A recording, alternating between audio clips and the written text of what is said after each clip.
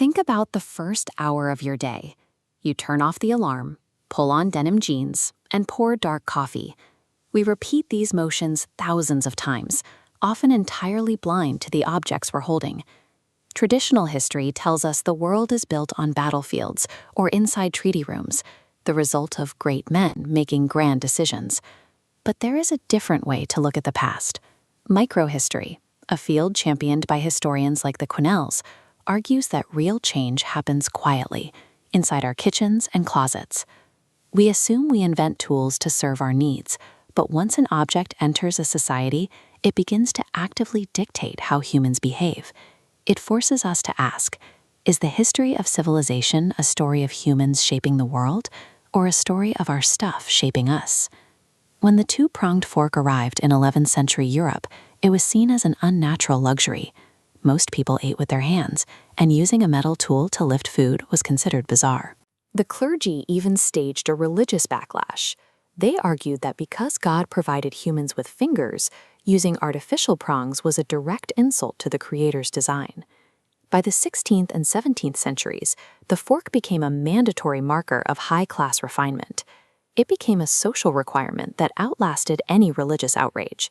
This is what sociologist Pierre Bourdieu calls cultural capital. Mastering the awkward, rigid mechanics of the fork became a test. If you couldn't use it correctly, you didn't belong in the elite class. The fork's real impact was social discipline. It forced humans to slow down, control their physical movements, and perform their rank every time they sat down to eat. For centuries, the kitchen was a simple space.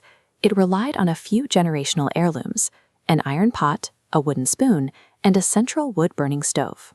In the 19th century, the market was flooded with patented labor-saving devices, highly specialized tools, like this mechanical apple peeler with intricate, over-engineered gears. But these gadgets created a paradox. While the time required for a single task dropped, the number of expected daily chores skyrocketed. Because these tools existed, the societal baseline for a normal family meal shifted. What was once a special occasion feast became the new daily expectation for domestic labor. Objects marketed to free humans from labor actually tied them to higher standards of production. We became prisoners of our own convenience. However, we aren't just passive subjects of our stuff. As philosopher Michel de Certeau noted, users often subvert manufactured objects, weaponizing them against their intended purpose. In the 1870s, denim jeans were invented for exactly one reason: to provide hyper-durable workwear for California miners swinging pickaxes in the mud.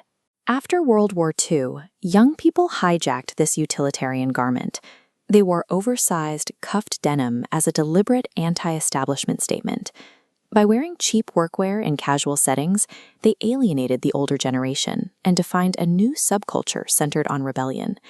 This proves that an object's ultimate power isn't decided by the manufacturer. It's decided by the person who uses it to project their identity. Today, every one of these historical forces lives inside a single device. The smartphone is the culmination of our material culture. It dictates our social etiquette, like the fork. It balloons our expectations of 24/7 productivity, like the kitchen gadget. And it acts as a canvas for our personal identity, like a pair of jeans. The media theorist Marshall McLuhan famously stated, "The medium is the message." He argued that the tool itself changes us more than any information we see on the screen. McLuhan warned that our tools change the rhythm of human discourse. They train the mind to prioritize immediate, digital feedback and alter the way we sustain focus. Take a moment to look at the objects around you right now. The future doesn't just arrive through grand inventions. It arrives through everyday things. In the end, you aren't just the user of your things. You are their result.